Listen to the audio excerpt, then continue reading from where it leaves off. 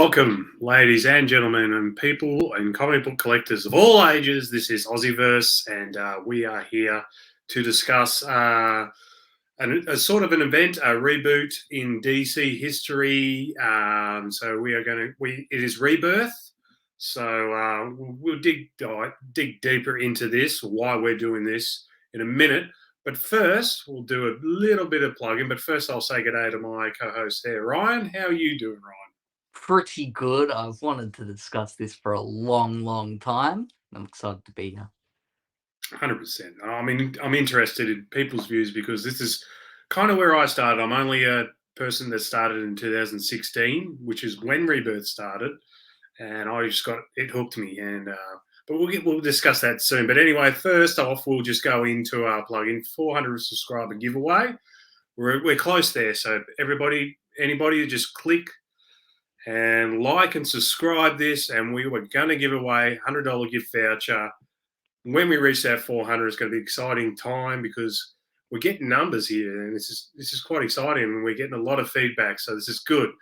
So also too, all our like thumbnails and art and design is by A51 Designs. Go check out that Instagram on Instagram. It's good stuff. And also go check us out, AussieVerse Comics and Collectors, on Instagram. There we are. Instagram one up there. So go look us up there, and hey, even pass us a DM or some suggestions if you want to about the show and stuff like that, and we will get back to you as soon as we possibly can. But also in the comment section, just feel free to comment on the videos, any more suggestions and good feedback, whatever feedback you want, we're here for it. So, all right, let's get kick-started. So, Ryan, do you want to start off with why we're doing this? Well, I think the best... Well, me and Mark just have a love for this era of DC. It's really good stuff. Like, for me, it's my favorite era of DC that I've ever read, especially in modern times. And I just think it's very important to look back at these things, and you can look at them in retrospect and go, okay, they did this good. What are we missing now? Yep, 100%. So I again, this is when I started. So I started reading comics just because I like to read, and the novels and that weren't doing to me. And I've always liked comic books, and I've read bits and pieces here and there, and I go, maybe I should dive into this. And I've always been a DC fan, more even with the Marvel movies coming out at the time. I was still more of a invested in DC, just growing up as a kid and reading Batman comics here and there when I was a kid. So Rebirth came out, and I go, well, this is the time. And everybody had said, like, if you're going to jump on now, and you'll get caught up. And so I was doing it by trades. So it's a bit of a wait. But when this first started, Rebirth, it was coming out twice a month, every title, weren't they? As far as they were pumping them out really quickly. It wasn't every title, but it was all the main titles. All the big titles, so like Batman, Detective Comics, Action, Wonder Woman, Superman, Nightwing, Green Lantern. So it would have been Green Lanterns and Hal Jordan and the Green Lantern Corps, Aquaman, Justice League. They all started off as twice a month. Flash, twice a month as well. Williamson on that, pretty good stuff. But the very important thing is that this all kicked off with one shot where they just lay out, okay, this is where the universe is at now. Here's where we're moving it forward. They just did it to tilt the publishing line, in a sense, to bring back a couple of things that they lost when they rebooted and that they didn't carry over. They went, okay, the fans aren't really happy with where we're at right now. Let's just do a little bit of an adjustment, bring back a couple of relationships, a couple of characters. We'll even reintroduce some things and do them in a little bit of a different way and make it new reader friendly. 100%. And they picked and choose what they could use. It was just about creative writing, get a character and go your own way with it, but also don't forget or pick and choose what they've done in the past. I mean, like, you make your own continuity sometimes and stuff like this. And this is what his writers did. And to be honest, looking back at it now, I didn't know as much back then when it first started. Looking back now, there was some big creative teams. Like, there were some big names that they got at the start of this rebirth. And it's pretty exciting. And yeah, it's a good way if you. So say even now, we're 6 years, 7 years into the past of Rebirth. If you're interested in a character that you do not know that much about, say like a Blue Beetle, if you've never read Green Arrow or something like that, kind of Rebirth. There are other options, but kind of Rebirth's not a bad start to go back and start buying those trades. It'll get you caught up, and they do quite well. Sort of, Flash is a good one too, especially a Barry Allen. If you don't know much about Barry Allen, which a lot of people didn't until Rebirth because it'd been Wally West for so long, yeah, go back, start Josh Williamson's run. You're going to get a good grasp of who Barry Allen is, and yeah. One really good thing that Rebirth did is it made you feel like you needed to read every single title as well, just through what they set up, because they set up the story for the Superman titles where it's who's Mr. Oz? What's his deal? Why is he just stealing people? How does he know that Superman is Clark Kent? What's going on there? Yeah. And then they set up Wally West is back. There's 10 missing years in the DC universe. What's going on there? So if you want to find out about that, go read Titans. Go read The Flash. Yeah, it was. They were building a universe, and they did it quite smartly. And they all seem to be on the same sort of page. The writers, especially to start with. Now it's a little bit more muddled, but you know, as we said, we're 7 years in, 7 years in now. But yeah, to start with, it did feel like a universe. You're in a universe, so there's a crossover. It meant something in the other book as well, and it gets referenced. And there was quite a few crossovers with no big events really either. There was a couple of little ones. You did have Joker War and Dark Knight's Metal. I don't think there was stuff like that. And I would even say that that's post Rebirth as well, because Rebirth I would cut that off at Metal. Yeah, pretty much. Because after that, it just shifts in a different direction. Things go a bit off the track, and it just loses its way. Yeah, 100%. So, is there particular titles that you want to, like, say, no one sort of started Rebirth, or a new comic book fan out there wants to start a Rebirth, or somebody that's not that much into DC, but maybe want to start? Have you got some suggestions? Which ones do you like, and maybe suggestions as well? Okay, I've got a couple here, and there's also a couple I don't have here anymore that I do want to talk about. Let's start with Nightwing. Good old Nightwing. Look, this for me, this is an amazing Nightwing run. Just Tim Seeley on the title. He just has a way with that character. Like, he was co-writing on Grayson before this and just got to carry over what he was doing, essentially. And he pretty much just gets to put Nightwing back in his place, because prior to this, he was just a super spy, and he wasn't even Nightwing anymore. So you get this nice little story of Nightwing working with a guy named Raptor, and it's him wanting to be better than Batman. Basically, yeah, and that's another thing too. The introduction into Raptor. When I first read that, I really liked the character Raptor, and then you had the new girlfriend in the volume 2. What's her name again? Propane or something like that. Yeah, and then they do I think it's third or fourth volume. It's a riff on Grant Morrison's Batman and Robin. So they have Damian team up with Nightwing again, and you get a nice little greatest hits of Batman and Robin. Yeah, it was really good, and really established Nightwing as his own thing, that he's just in a town, Bloodhaven, which is perfect. He's got a cop that he cooperates with. It's a similar situation to Batman, but I really enjoyed it. And that, I think it was fourth volume. I can't remember which one it is, but the one with the villain judge, who makes people do stuff. Like he doesn't really do anything as a villain. He just manipulates people to do stuff through his mind. I thought that like little story arc was amazing because he was scary. He was making good people do bad things, and it cost a price and stuff like that. So I agree. Tim Seeley just really felt like he had it down lock, and if you remember, it really went south when Seeley jumped off it. Yep, when they did the writers switch for Green Lanterns and Nightwing, when they both just switched. So Seeley went over to Green Lanterns, and then Humphreys went over to Nightwing. They both just fell off for me.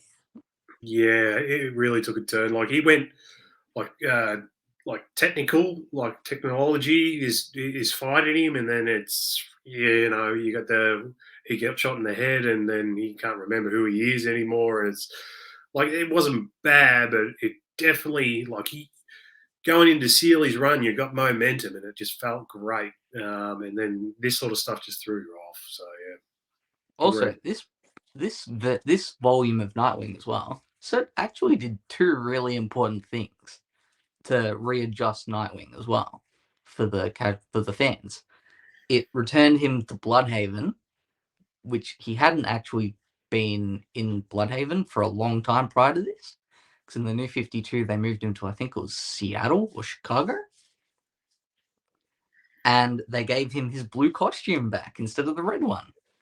Yes, and that's very important because the red one just didn't feel right. No, it didn't. I don't know anyone who likes the red one. Yeah, me too. What have you got, Mark? All right, I'll pick out to start off with. I'll go. I got the volume 2 here, but I couldn't find the volume 1. So Aquaman by Dan That's a Abnett. good one. Yes, so this one, like I got this a bit later. Like I got like about 6 or 7 titles, and I didn't quite dive into Aquaman. And as soon as I got this run, I became a flat out Aquaman fan. The first volume, I've got to admit, didn't quite grab me. It wasn't fantastic. It was very political, which sometimes Aquaman titles do. It's like surface world versus, and he's got to be in the middle or whatever, and that sort of stuff didn't quite. But after that, all the other like little story arcs were just got better and better and better. And I'm just like, wow, this is awesome. I love Aquaman. I love all the side characters. Dab Abnett did really well with all the characters. There was a spin off of Mirror. That was really fantastic as well because she got badly injured and she had to go recover. And then obviously then she was vulnerable. And so this is that story on it. Orum's in this story. And I did get that signed by Nicholas Scott as well. Can't really see it, but yeah. The good thing about like that specific time in Aquaman is they just went and put everything back on the table. Yeah, it went back to a bit more War of Atlantis sort of area, which is what I kind of like. I don't mind the surface versus Atlantis. Yes, that can get interesting, but it kind of was every Aquaman story. But I do like that there was a little war in just Atlantis itself, and you had Colonel Wrath as the new villain that took over the throne. He was pretty cool. You got a little backstory in one of the annuals, which was really cool. One of my favorite issues in all this Aquaman's run was his little sort of origin story, and you got a couple of other little stories in there. Like I've never seen Dolphin pop up in comics before, and when she did, I really enjoyed that character, and I became a big Dolphin fan. And it all. I just enjoyed it. Like I knocked this out pretty quickly. Like I waited almost every time before. I couldn't wait until the next volume came out. So yeah, Dan Abnett is always solid, especially. I find that he especially has a grasp on any character that he writes. Yep. Yeah, 100%. You got another one? Yeah, really good way to bring it in here. It's also a Dan Abnett title. I'm pretty sure it's his only other title in Rebirth, and that is Titans. Titans, yes. Well, that is one that I never read. Okay, well, pretty much Titans. It just puts the original team of Teen Titans back together. So it's just Wally West, Dick Grayson, Roy Harper, Tempest, Donna Troy, and then Lilith. And it's all of it. The first volume, at least, it just focuses on Wally West, his relationship to these people, them remembering him after coming back, and it focuses on his connection to people who he was formerly associated with who no longer remember him, like a girlfriend, former wife. Yeah. Yeah. Well, obviously because I was reading The Flash, so a few things got caught up with me then. Well, not reading the Titans. It was one of the very few titles I never read, but just by the sounds of it, and now that I'm more of a comic book fan, that team is just awesome. Like that is like I'm a big Roy Harper fan. Yeah, that Tempest is got exciting for me when I started reading Aquaman, and yeah, it's pretty cool. And Dan Abnett did. So how long did he stay on that run? Through all of it? I think he was on it the whole way. Mm-hmm. I think it lasted like 32 issues or so, and he was on it the whole way. So after, that's another question. Like after Titans and Aquaman, I haven't heard his name in anything anymore. That's because prior to going to DC, he wrote a lot at Marvel. Okay.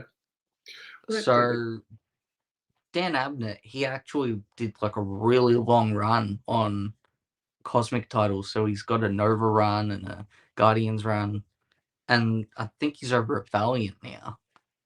Yeah, okay. Well, I might have to look it up and see what he's currently writing or what he's past writing, because it's a pretty good track record at the moment, in my eyes, anyway. So, yeah.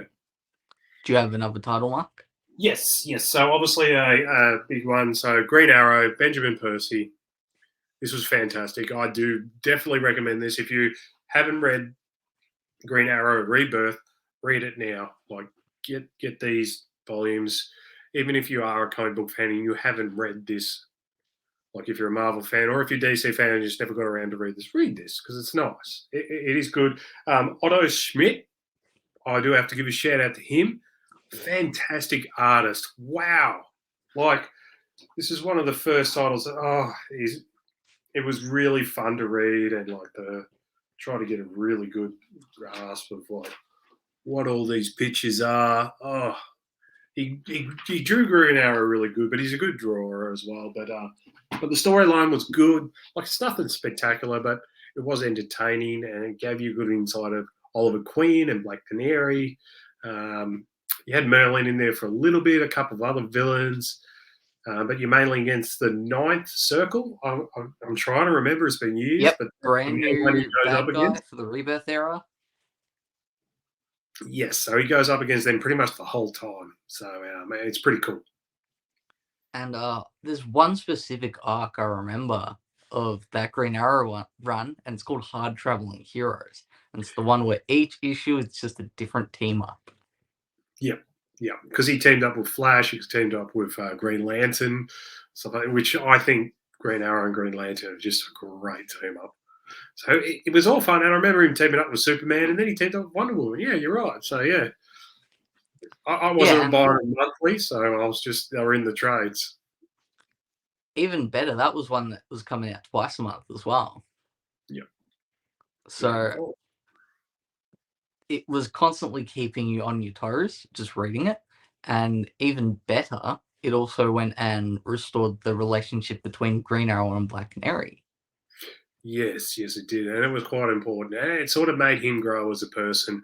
Is it obviously really good story arc? Roy Harper one as well, which was really like heartbreaking, but very good story as well. So it was well done. Like this is one book I would reread.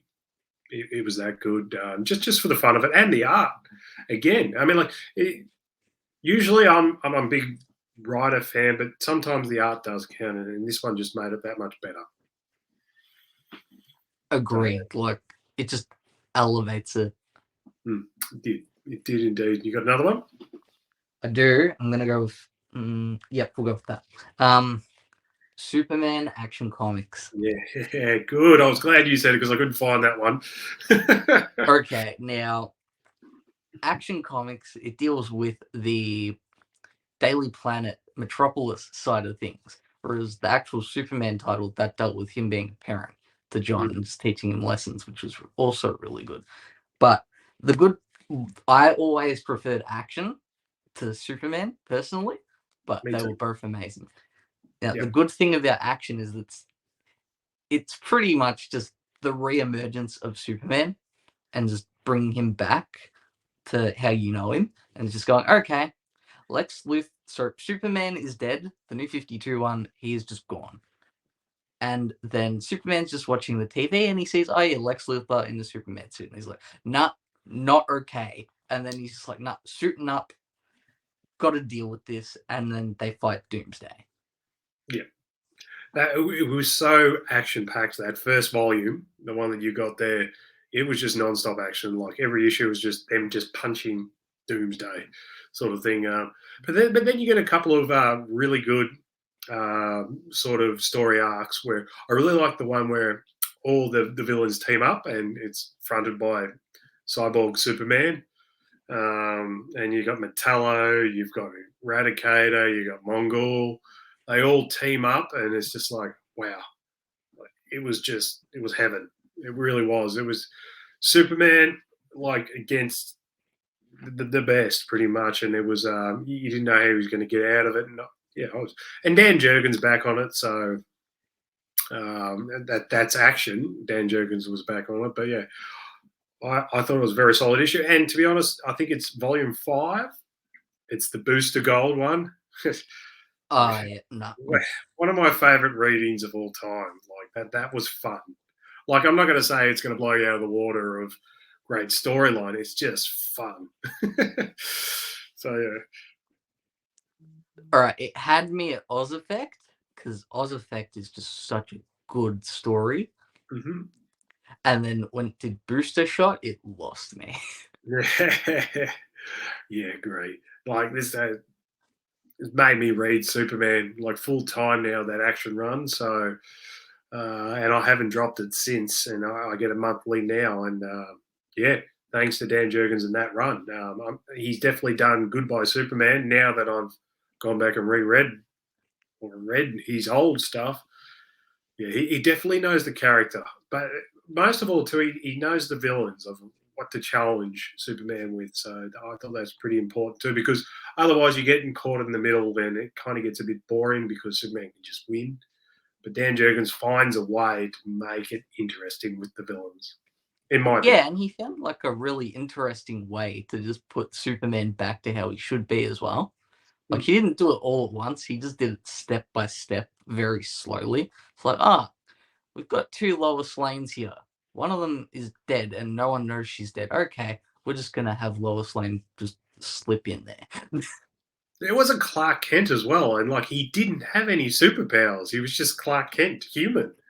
So yeah, it was definitely an interesting one. So I'll go one more, and then I'll go to offbeat ones. Actually, I'll just do 2 at once, and then I've got 2 titles that I think that no one probably might have not read that should. But anyway, I'll go Hal Jordan, Green Lantern Corps by Robin Venditti, and obviously Flash, which I assume we were going to talk about at some stage anyway. Yep, that's correct. So I made sure I put it in there just in case you didn't put it up. So, but yeah, the Josh Williamson Flash run, loved. We talked about it before. Most of my favourite villains are Flash villains, as in Grodd and Captain Cold. There is a Grodd arc. There is 2 Captain Cold story arcs for his whole run, and I thought he nailed Captain Cold really well. There was a really interesting Trickster story arc, which I thought was amazing by James Jesse, sorry. So, but yeah, what do you think of it? That was the book where when it would come out, I would read it first every single time because it just never missed a beat for me. It never disappointed. I would always be keen to read it, especially when it just brought up plot threads that hadn't been addressed in like 10 years or so of Flash. So like he does a lot of deep dives into Jeff Johns stuff and just goes, okay. So he introduces these rogues from the 31st century that no one's ever done anything with. Why don't we just do something with them? Really Oh cool. yeah, yeah. The cop ones. Yep. Yeah, that was awesome. Citizen Cold or something like that, and wasn't it? And yeah, Commander Cold, and yeah, whatever ones that. It was so good, and then the new character in Godspeed, like wow, that's the very first story arc. Unless people haven't read it, we won't give away the big spoiler, but it was good. It had a really good twist to it. And obviously, I forgot to mention one of my favorite villains, well, anti-heroes slash villains, the Shade. There's a story arc of Yep. that, which was quite interesting. So yeah, it just gave when you rethink it. I mean, like it's so far gone now. It's a couple of years now. That you kind of forget, but when you revisit it, what he did, Joshua Williamson, and the story arcs that are in it, it was just amazing. In He my kind eyes. of he filled the void that was missing in the Flash. He kind of slowly put the family back together that just hadn't been there for a long time. My only quarry with it, I mean, like it's a 100 issue run, so there can be some bad stuff in there. There's sometimes got to be. The only one was the other forces, how he's finding the other forces, like the strength force or whatever it is, and then I didn't like that. That was all. I didn't hate it, but I didn't love it. That was like, yeah. For me, so it's around that point as well where I was getting a bit iffy with it. I think it's from issue 52 to like 58 where he's doing small arcs with like the strength force Yeah, and maybe the still force that's as the ones. well. They're the ones I was talking about. The Steel Force, Strength Force. There was two other forces or something like that. It was yeah. Because I didn't mind when he went on like the journey around the world to look for him, but it was the stuff before that where I was just like, Yeah, agree. You got another one? One more or? uh let me talk about Hal Jordan really quick as well. Oh Hal yes. Jordan, such a good book. Oh my god. Like it single-handedly, you read one issue and it just hypes you up. And you want to read the next one. And you just want to read the next one, the next one, the next one. But the highlight of that entire run for me is the arc where they fight Zod. See, I feel this whole rebirth situation really regenerated Zod as a character. Like, Yeah. because he's in a Suicide Squad run. He's in action. Like they used him a lot in this, the first 2 3 years of Rebirth, and I loved his suit design, and he became a villain that as soon as he pop up, I was going, yes, Zod's back. Bow to Zod, and yeah, And with Zod as well, they even got to do like an interesting dichotomy with Superman because they brought back Zod's kid who hadn't been yes, seen for a bit. So yeah. you had Zod and his little family and Superman and his family. Yes, that was quite interesting. Yeah, agree. Agree, totally. Now, I've got two titles that maybe I would recommend that I reckon people might not have read. So I picked these out. First one I am going to go with is Hellblazer. So, Yep, and this is that's the by, only place where Shazam ever showed up in Rebirth, yeah, funnily yeah, enough. Simon Oliver. So I never heard too much about him. Have you ever heard of him, Ryan? Never. Yeah. So, but I enjoyed it. Hellblazer, I like John Constantine. It's got a bit of comedy in it. It's got a very darkness into it. He's only in four. It only goes to 4 volumes, and I think Oliver only writes up to like issue 20, and then you get a few fill-ins. Tim Seeley comes in and still does a good job. Like it was pretty consistent throughout the 4. I pretty much I read these later on. I've gone, oh, I'll try Hellblazer. I don't mind John Constantine. I read the Tom Taylor one by then. I was going, yeah, I'll read some more. And I did, and I got them flat out one after the other of the 4 of them. I finished them pretty quickly, and I quite enjoyed it. So I do recommend to people to give it a go. So yeah, it's about all I can say about that. There's no crazy, apart from, as you said, Shazam. There's no crazy appearances or anything like that. It's just a pure John Constantine story. The other one I'm going to talk about is I really enjoyed this, and a lot of people are going to think, oh, really? Isn't that quite? It doesn't feel like it's a grown-up thing to do, but it's Supergirl. Yep, agreed. Like, I enjoy the New 52 run more, but that's still a really good run. Yeah, Steve Orlando, who's doing great things at Marvel at the moment, I hear. I really like his writing, and I recommend people who haven't given this a go. Maybe some people out there going, "Oh, Supergirl, doesn't really." Give it a go. This first volume is really good, and it's a Cyborg Superman one, but it's not the Hank Henshaw one. I won't give away the plot to it, but it really is quite emotional for her. And well, to be honest, Supergirl's always intrigued me because, to be honest, her backstory is more tragic than actual Clark Kent Superman's one because she'd lived on Krypton. Her Earth died twice. She witnessed it, and she got to see what she was missing out on, and she knew her parents and stuff like that. And then she had to go down to Earth where people treat her as an outcast, just like Clark Kent as well, and stuff like that. And this is just as a young girl. Like, she didn't get to grow up when nobody knew who she was and stuff like this. And she just got chucked in there as a teenager. So for me, I find that quite interesting. And there was a good group of side characters in here. I'm not a fan of Cat Grant, I will say that. She's a little bit annoying.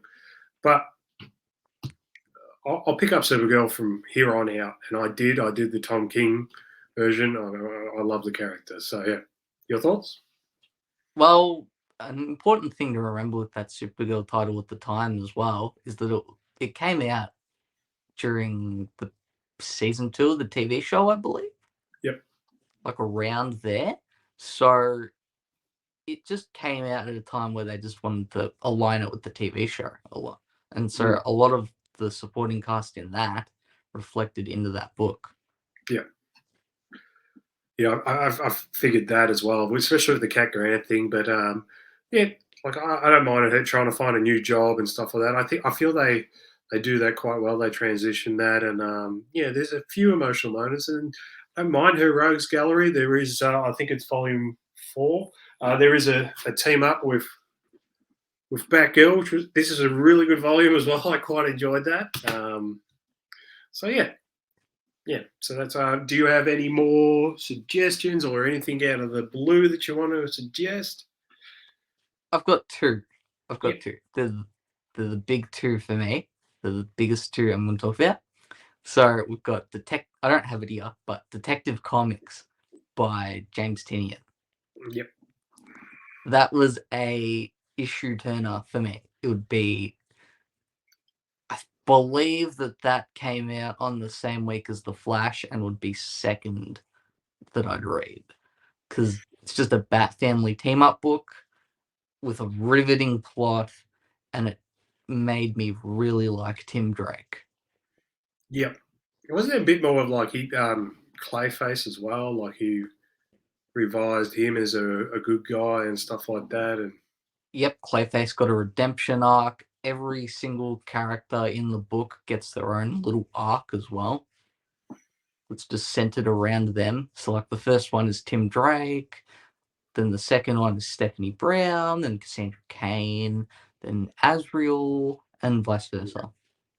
Yeah, I like the Stephanie Brown one and the Azrael one, to be honest. I hadn't read much of Azrael stuff, so yeah.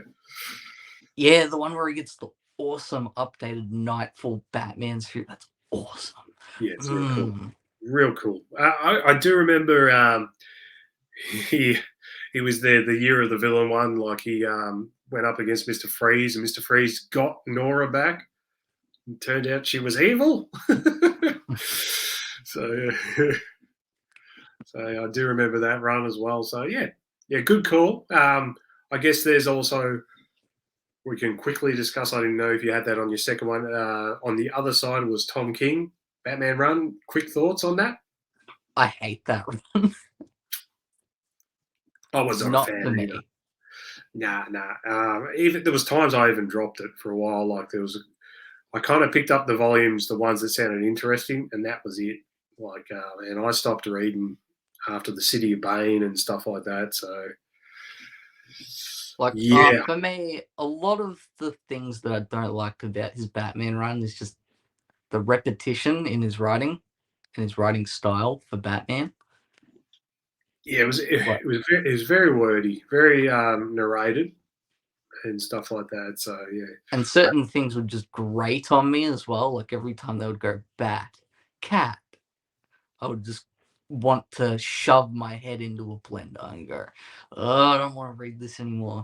It was a bit of a grind. It was a bit of a grind. It started off okay, but it was a bit of a grind. So, but yeah, it is what it is. I can't get it perfect. Tom King's an amazing writer, but just obviously just didn't feel like he connected. But this is our opinion, obviously. If anyone has a different opinion, feel free. I mean, like, I'm sure there's people out there that loved it, but yeah. And don't get me wrong, Tom King's one of my favourite writers still today. So, but yeah, this just didn't click with me. So yeah, it's one of the books that just made me go, no more Tom King. No more. Yeah. The last Rebirth title I really want to hit on, this is the very last one, Teen Titans. All right. Yeah, also by Ben Percy. Yep. Now, the entire premise of this Teen Titans team is Damian is on the team and he thinks he's in charge. Yes. Yeah.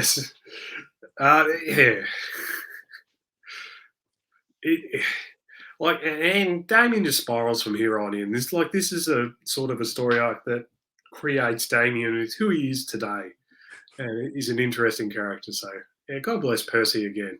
Did well. Yeah, and it's one that got very mired in crossovers as well. Like, it could just never breathe, really, since it was coming out monthly.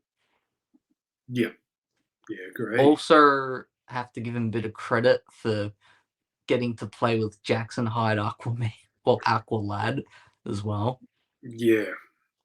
But he established quite a few. There was a few characters that were sort of on the fringe that he sort of just boosted up a little bit. Some didn't quite work out, but yeah, Jackson Hyde's one of them, so that was fantastic. And well, me and Ryan are both big fans of Jackson Hyde, so yeah.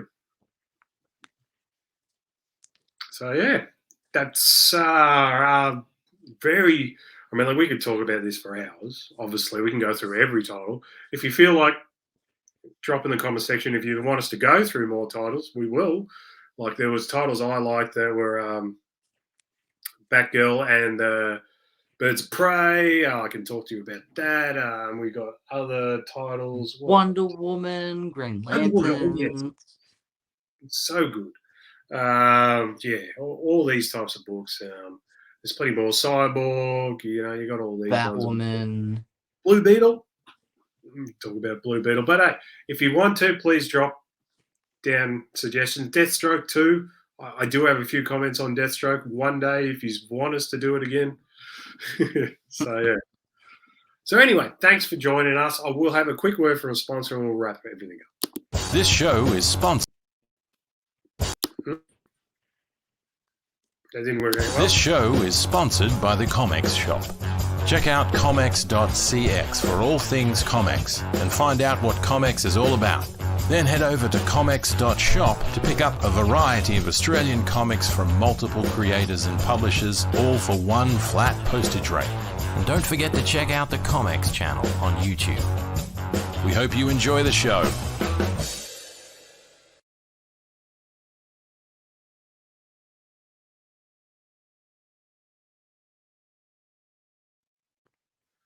There we go, everyone. Thanks for joining us. Be sure that you like and subscribe to this video and drop a comment.